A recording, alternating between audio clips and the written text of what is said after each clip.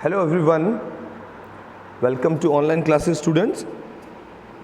और आज हम लोग बुक ज्योग्राफी का लेसन नंबर 5 इंडस्ट्री और उसका पार्ट नंबर 4 वीडियो नंबर 4 बना रहे हैं। तो इससे पहले हम लोगों ने इंडस्ट्री के बारे में काफ़ी कुछ पढ़ चुके हैं हम लोग कि इंडस्ट्रीज़ क्या होती हैं, कितने टाइप की होती हैं, कहाँ कहाँ इंडस्ट्रीज़ को सेटअप किया जा सकता है, कौन कौन से फैक्टर्स अफेक्टिंग रहेंगे और इंडस्ट्रीज़ को लेकर के कौन कौन से कोई मेजर एक्सीडेंट्स हुए हैं उनको लेकर के हमने डिस्कशन कर चुके हैं। और अभी हम लोग आयरन एंड स्टील इंडस्ट्रीज़ को लेकर के डिस्कशन कर रहे हैं। तो आयरन एंड स्टील इंडस्ट्रीज़ का इंट्रोडक्टरी पार्ट हमने प्रीवियस वीडियो में पढ़ लिया था। आज हम लोग इंडिया में आयरन एंड स्टील इंडस्ट्री का जो हब कहा जाता है वो कौन सी जगह है उसके बारे में डिस्कशन करेंगे। तो वो जो आप कह सकते हो कि इंडिया में आयरन एंड स्टील इंडस्ट्री को सबसे पहली बार स्टैब्लिश्ड करने वाला सिटी जो था या है आप कहेंगे वो है जमशेदपुर, ठीक है, जो कि इस समय झारखंड में पड़ता है और बिहार से अलग हुआ है, ठीक है। पहले बिहार स्टेट में आता था, फिर अब ये झारखंड स्टेट में पड़ रहा है, ठीक है। अच्छा, और जो है जमशेदपुर जिसका कि आज अभी इसको नए नाम से जो इसका रेलवे स्टेशन है उसको टाटा नगर के नाम से जाना जाता है, क्योंकि ये जो आप आपने Tata cars, Tata buses, Tata steel और पता नहीं क्या क्या टाटा की बहुत सारी चीज़ें आती हैं। तो ये एक बहुत बड़े इंडस्ट्रियलिस्ट हैं इंडिया के और इन्होंने ही सबसे पहली बार जमशेदपुर में ये फैक्ट्री लगाई थी, सबसे पहले इसका इंडस्ट्री लगाई। तो आइए पढ़ते हैं इसके बारे में क्या है ये, ठीक है। देखिए आइए, तो अब हम पढ़ रहे हैं जमशेदपुर, राइट। तो देखिए क्या है, before 1947 there was only one iron and steel plant in the country. यानी कि 1947 से पहले हमारे देश में सिर्फ एक ही आयरन और स्टील का प्लांट था। नाम है, ध्यान देंगे, एक मिनट, हाँ देखिए, Tata iron and steel company, TISCO, ठीक है। इसकी फुल फॉर्म आपसे पूछी जा सकती है, Tata iron and steel company, TISCO. It was privately owned, ये एक प्राइवेट कंपनी है, ठीक है। After independence the government took the initiative and set up several iron and steel plants. आज़ादी के बाद, ठीक है, भारत सरकार ने क्या लिया, इनिशिएटिव लिया। इनिशिएटिव का मतलब क्या होता है, पहल करना, किसी काम की पहल करना। तो भारत सरकार ने उसकी पहल करी और बहुत सारे आयरन एंड स्टील के जो प्लांट्स हैं उनको सेटअप किया गया, ठीक है। आज़ादी से पहले देश में सिर्फ एक ही प्लांट काम कर रहा था और उसका नाम क्या है, टिस्को। फुल फॉर्म क्या है, Tata iron and steel company limited, ठीक है। अच्छा, उसके बाद सरकार ने और इन बातों पे ध्यान दिया और भी दूसरी कंपनीज को बढ़ावा दिया। टिस्को वॉज स्टार्टेड इन 1907, ठीक है, यानी कि सन 1907 में टिस्को कंपनी स्टार्ट हुई। कहाँ स्टार्ट हुई, साक्षी में स्टार्ट हुई, साक्षी, ठीक है। अच्छा, साक्षी जगह का नाम है, नियर द कॉन्फ्लुएंस। कॉन्फ्लुएंस का मतलब होता है संगम, कॉन्फ्लुएंस माने संगम, जहाँ पे दो चीज़ें मिल रही हों। Confluence of the reverse, Subarnarekha, अच्छा, और कारखई। तो ये दो नदियाँ थी जो नदियाँ मिलती थी साक्षी में। साक्षी जमशेदपुर का पहला नाम था, मतलब पहले उसका नाम साक्षी हुआ करता था। देखिए आगे बोल भी रहा है कि और कहाँ है ये जगह, ये है झारखंड में। और फिर बोलता है कि later on Sakchi was renamed as Jamshedpur. क्योंकि जमशेद जी टाटा ने इस शहर को बसाया, ठीक है, इस जगह पहली बार प्लांट लगाया, तो इसके बाद इस शहर का नाम जमशेदपुर रख दिया गया, ठीक है। तो आप समझ गए कि पहले उसका नाम क्या था, साक्षी, बाद में क्या नाम हुआ, जमशेदपुर, और अभी रिसेंटली स्टेशन का नाम जो है वो टाटा नगर है, टाटा नगर रेलवे स्टेशन, ठीक है। अच्छा, उसके बाद बोलता है कि geographically Jamshedpur is the most conveniently यानी कि आसानी से, कन्वीनियंटली का मतलब आसानी से, तो Jamshedpur is most conveniently situated iron and steel centre in the country, यानी कि भौगोलिक दृष्टि से जमशेदपुर जो है भारत का, हमारे देश का, ठीक है, सबसे आसान उपलब्ध होने वाला आयरन और स्टील सेंटर बन गया, ठीक है। हाँ जी, अच्छा, क्योंकि देखिए वहाँ पर नदियाँ थीं, ठीक है। अभी देखिए, अभी फैक्टर पता चलेंगे आपको क्या फैक्टर्स रहे वहाँ पर, ठीक है। देखिए अब आप मैप देखिए, ठीक है, इस मैप को देखिए, ठीक, इस मैप से देखिए क्या है कि ये रहा रेलवे स्टेशन का नाम है टाटा नगर रेलवे स्टेशन, देखिए आप, जो मैं आपको बता रहा था अभी। अच्छा, उसके बाद रेड रंग की जो लाइंस आपको दिख रही हैं वो सब मेजर रोड्स हैं, वो सब नज़दीक से जाल बिछा हुआ है, और रेलवे स्टेशन से लगता हुआ टाटा स्टील वर्क्स यानी कि टिस्को कंपनी वहाँ पर लगी हुई है, ठीक है, जो कि रेलवे स्टेशन के बिल्कुल साथ में लगती है। और ब्लू रंग की जो लाइंस जा रही हैं, ये देखिए आप, ये जो लाइंस जा रही हैं ये एक्चुअली में रिवर है, ठीक है। अच्छा, क्या नाम है रिवर का नाम है कारखाइल, ठीक है, रिवर। अच्छा, और दूसरी है सुवर्णरेखा रिवर। तो दो नदियां हैं आपस में, ये मिल रही हैं दोनों नदियां, ठीक है। अच्छा, और दोनों नदियों के संगम पर ही ये जमशेदपुर सिटी बसा हुआ है। तो आप देखिए कि यहाँ पर एक एडवांटेज मिल रहा है कंपनी को कि नदी नज़दीक है, सड़कों का जाल बिछा हुआ है, ठीक है, और आप देख सकते हो कि हॉस्पिटल भी नज़दीक में है, एयरपोर्ट भी नज़दीक में है, गोल्फ कोर्स है, ज़ू है, ठीक है, और भी बहुत सारी चीज़ें वहाँ पर लगी हुई हैं, टेल्को कॉलोनी, ठीक है। अच्छा, यानी कि उनके जो एम्प्लॉयज़ काम करते होंगे उनके लिए जो है रहने के लिए घर भी हैं, ठीक है ना, और रेलवे स्टेशन तो बिल्कुल नज़दीक में है ताकि सप्लाई हो सके। तो ये एडवांटेज मिल गया कंपनी को वहाँ पर, ठीक है। अच्छा, उसके बाद Sakchi was chosen to set up the steel plant for several reasons. हालांकि उस समय पर जब ये प्लांट बना होगा तब वहाँ पर रेलवे स्टेशन या सड़कें नहीं रही होंगी, तो उस टाइम में कि जमशेद जी टाटा ने इस जगह को क्यों चूज़ किया, ठीक है। अच्छा, तो देखिए ये पढ़ते हैं, this place was only 32 kilometre away from Kalimati station on the Bengal Nagpur railway line.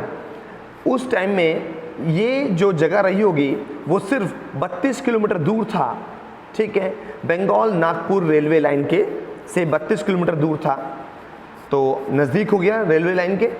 अब तो बिल्कुल रेलवे लाइन लगती हुई जा रही है, टाटा नगर रेलवे स्टेशन बन गया है वहाँ पर, ठीक है। उस टाइम पे 32 किलोमीटर दूर था, तो ज़्यादा दूर नहीं था, आराम से सामान को वहाँ तक पहुँचाया जा सकता था। It was close to the iron ore. हाँ जी, ये सबसे इम्पॉर्टेंट बात है कि आयरन स्टील इंडस्ट्री जो है उसके लिए रॉ मटेरियल क्या है, आयरन ओर, ठीक है। तो आयरन ओर जो है वहाँ पर बहुत सारा निकलता है, उसकी माइंस हैं वहाँ पर, तो वो बिल्कुल नज़दीक है।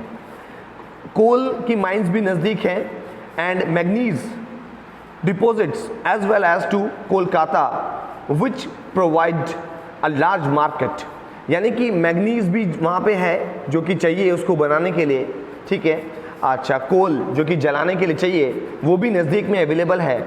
इसके अलावा एक बहुत बड़ी मार्केट, ठीक है ना, क्योंकि उस समय अंग्रेज़ों की राजधानी 1907 जब कंपनी स्टैब्लिश हुई थी तब ब्रिटिश टाइम की जो कैपिटल थी वो थी कौन सा, कोलकाता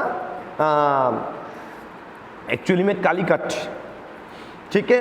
अच्छा, बाद में कलकत्ता और फिर कोलकाता नाम हो गया, ठीक है ना। अच्छा, तो वेस्ट बंगाल की कैपिटल थी और यहाँ पर ब्रिटिश जो ऑफिसर्स थे उनके लिए उनके ऑफिसर्स का रहने की जगह थी, तो वहाँ पर वो थे।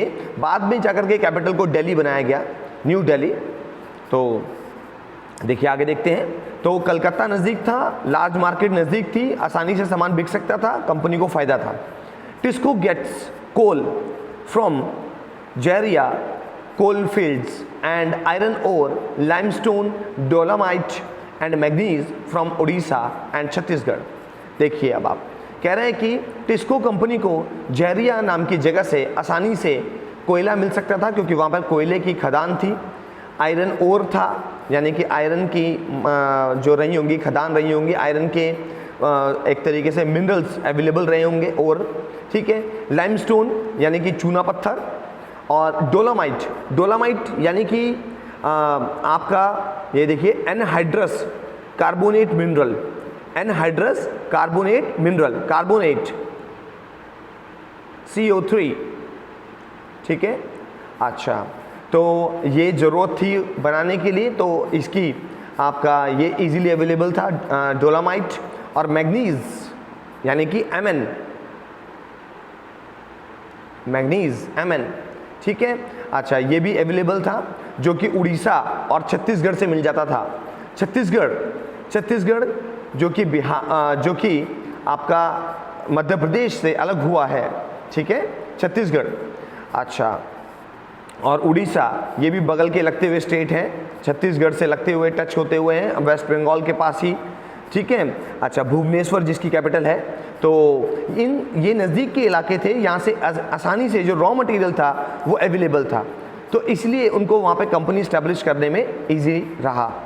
उसके बाद देखिए Kharkai, the Kharkai and Subarnarekha rivers ensured sufficient water supply, ठीक है। कारकाई रिवर और सुबर्णरेखा जो रिवर थे, ठीक है ना, वो आसानी से पानी की सप्लाई दे देते थे क्योंकि वहाँ पे नदियाँ थी। Government initiatives provides adequate capital for its later development. उसके बाद क्या रहा कि कंपनी को डेवलप करने के लिए सरकार ने भी अपनी तरफ से इनिशिएटिव दिया, ठीक है। अच्छा, यानी कि सरकार ने उसके लिए क्या किया, पहल करी। क्या पहल करी कि उसको एडिक्वेट कैपिटल प्रोवाइड किया जा सके कंपनी को। एडिक्वेट यानी कि पर्याप्त मात्रा में, और कैपिटल माने पूंजी, ठीक है। अच्छा, क्योंकि बिना पूंजी के, बिना धन के कंपनी इस्टेब्लिश नहीं हो सकती थी, तो बाद में उसको आगे और डेवलप करने के लिए सरकार ने भी अपनी तरफ से पैसा मुहैया कराया, ठीक है। अच्छा, आगे देखिए, लेट्स डू, तो with the help of an atlas, atlas माने मानचित्र, ठीक है, यानी नक्शा। Identify some iron and steel industries in India and mark their location on an outline map of India, ठीक है। ये एक्टिविटी आप करिएगा, ठीक है ना। और ये एक्टिविटी में आपको जो है करना है, सच में प्रैक्टिस करना है इस बात को आपको।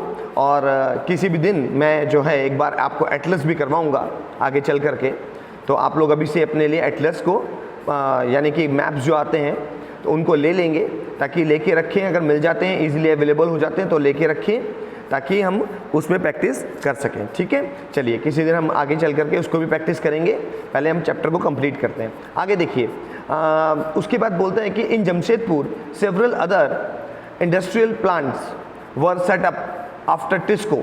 जमशेदपुर में उसके बाद बहुत सारे इंडस्ट्रियल प्लांट सेटअप हुए, ठीक है। They produce chemicals, locomotive parts, agricultural equipments, machinery, tin plate, cable and wires, ठीक है। अच्छा, यानी कि आसपास में और भी कंपनियां स्थापित होती चली गई जो कि केमिकल का और लोकोमोटिव पार्ट्स, ठीक है।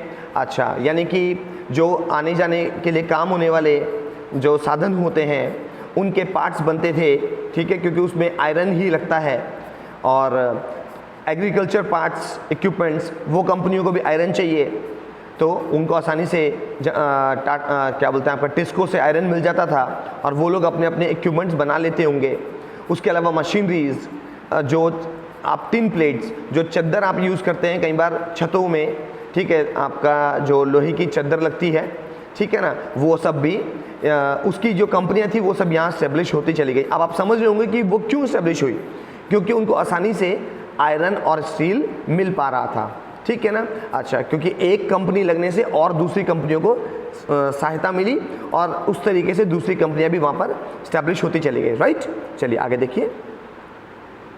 The development of the iron and steel industry opened the doors to rapid industrial development in India।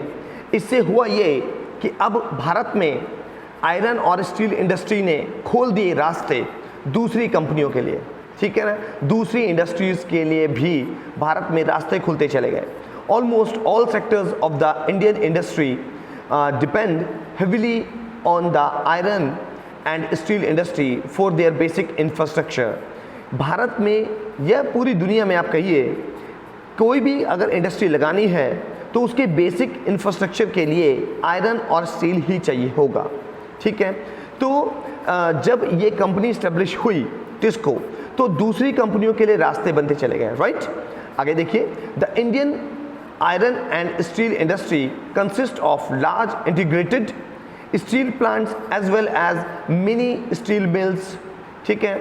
अच्छा, जो इंडिया की आयरन और स्टील इंडस्ट्री थी उसके साथ जुड़ते चले गए कौन से, छोटे छोटे स्टील प्लांट्स, स्टील मिल्स, ठीक है, यानी कि स्टील से करने वाले, जो स्टील का भी काम करती हैं कंपनियां, ठीक है ना। अच्छा, क्योंकि और भी बहुत सारी कंपनियां होंगी जो स्टील रिलेटेड प्रोडक्ट्स बनाती होंगी, वो सब इनसे जुड़ती चली गई। अच्छा, उसके अलावा it also include secondary producers, rolling mills and ancillary industries. देखिए अब यहाँ पर क्या बता रहा है, कह रहे हैं कि इसके अलावा कुछ जो द्वितीयक उत्पादक थे वो भी जुड़ते चले गए, ठीक है। जैसे रोलिंग मिल्स, रोलिंग मिल्स का मतलब होता है कि आयरन को लेकर के उससे चादर बनाना, ठीक है, पतली चादरों को बनाना, उनको पतला करना, थिन प्लेट्स बनाना, तो वो कंपनियां लगती चली गई, ठीक है। एंसिलरी, इसका मतलब हो गया कि आपका सहायक उद्योग, ठीक है ना, और जो अदर जो सहायक उद्योग थे वो भी वहाँ पर लगते चले गए, ठीक है ना। अच्छा, तो इस तरीके से जमशेदपुर एक हब बन गया। आ गया समझ में आपको? अच्छा ठीक है, आगे चलिए। उसके बाद यहाँ पर बात कर रहे हैं पीटर्सबर्ग की। अब पीटर्सबर्ग अमेरिका के अंदर है, United state of America USA में है। तो आइए पीटर्सबर्ग के बारे में जानते हैं, ठीक है। देखिए क्या है Petersburg. It is an important steel city of the United States of America. The steel industry at Petersburg enjoys locational advantages. जैसे इंडिया में हमारे यहाँ जमशेदपुर को लोकेशन का एडवांटेज मिला, ठीक ऐसे ही पीटर्सबर्ग में भी, ठीक है, लोकेशन के एडवांटेज यानी कि ज्योग्राफी का एडवांटेज उनको वहाँ मिला, ठीक है। अच्छा, some of the raw materials such as coal is available locally, while the iron ore comes from the iron mines at Minnesota, ठीक है। अच्छा, तो यानी कि कहने का मतलब क्या था कि वहाँ पर आसानी से कोयला अवेलेबल था, क्योंकि कोयले से जला करके, ठीक है, और हीट प्रोड्यूस करेंगे तभी तो मेटल पिघलता है, जो मिनरल होगा उसे पिघालेंगे तभी तो प्योर आपको मेटल मिलेगा। तो हीट तो चाहिए ही चाहिए, तो कोयला आसानी से उपलब्ध था। हालांकि पीटर्सबर्ग में जो आयरन ओर है वो दूर से लाना पड़ता था, और उसकी जो खदान थी वो कहाँ थी, वो थी मिनेसोटा में उसकी खदान थी, जो कि पीटर्सबर्ग से 1500 किलोमीटर दूर था। ये एक थोड़ा सा ड्रॉबैक हो गया, 1500 किलोमीटर दूर बहुत बड़ी बात होती है, वहाँ से ढो के लाना पड़ता होगा उनको, ठीक है। अच्छा, उसके बाद between these mines and Pittsburgh is one of the world's best routes for shipping, और ठीक है, cheaply the famous Great Lakes waterway. हालांकि जो पीटर्सबर्ग है वहाँ पर क्या है कि जो ये मिनेसोटा जो हमारी माइन है, ठीक है, जहाँ पे आयरन ओर निकल रहा है, उस माइन से और पीटर्सबर्ग के बीच में बेस्ट शिपिंग रूट्स जाते हैं, यानी कि वहाँ से जहाज, पानी के जो जहाज होते हैं वो गुजरते हैं। यानी इट मीन्स पीटर्सबर्ग के आसपास भी पानी वाली लोकेशन रही होगी या है, ठीक है ना, ताकि वहाँ पे तभी वहाँ पे कंपनी इस्टेब्लिश हो पाई, ठीक है। और वहाँ से आयरन ओर को लेके आ पाना आसान रहा होगा, ठीक है। और वो बोल भी रहा है कि फेमस ग्रेट लेक्स वाटरवे वहाँ अवेलेबल है, ठीक है। अच्छा, यानी कि झीलों के रास्ते, तो झीलों से जहाज होके गुजरते होंगे, ठीक है। अच्छा, trains carry the ore from the Great Lakes to the Pittsburgh area, जो ट्रेन रही होंगी वो झीलों के पास से, ठीक है।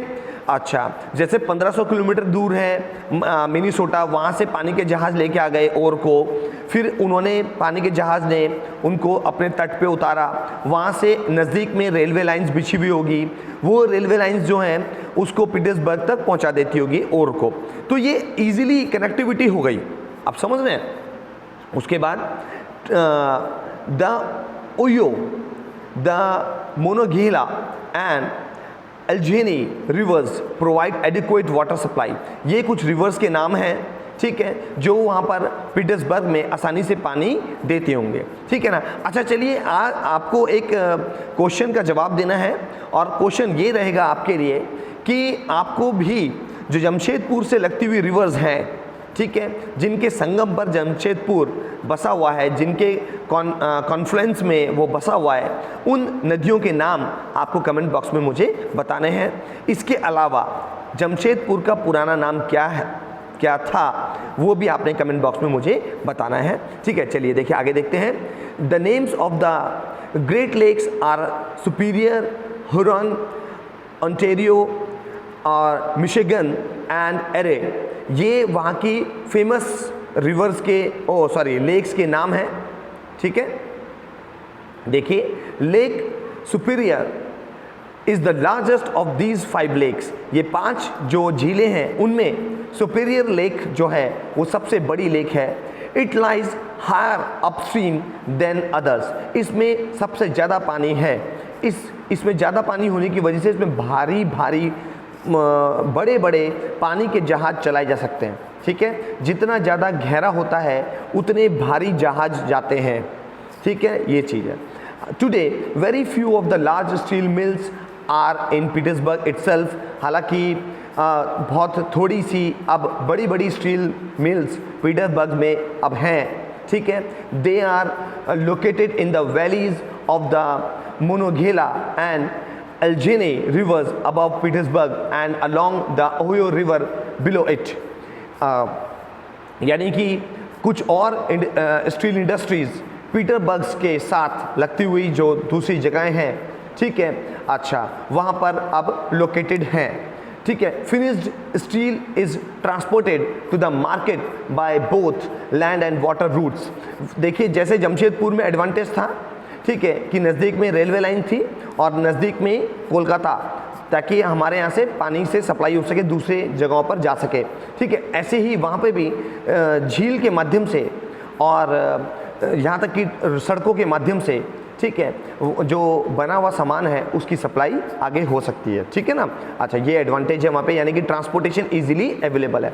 The Petersburg area has many factories other than steel mills, वहाँ पे भी सेम उसी तरीके से दूसरी सहायक कंपनियाँ लगती चली गई, ठीक है, स्टील के अलावा। These use steel as their raw materials to make many different products such as railboards, equipments, heavy machineries and rails, ठीक जैसे इंडिया के जमशेदपुर में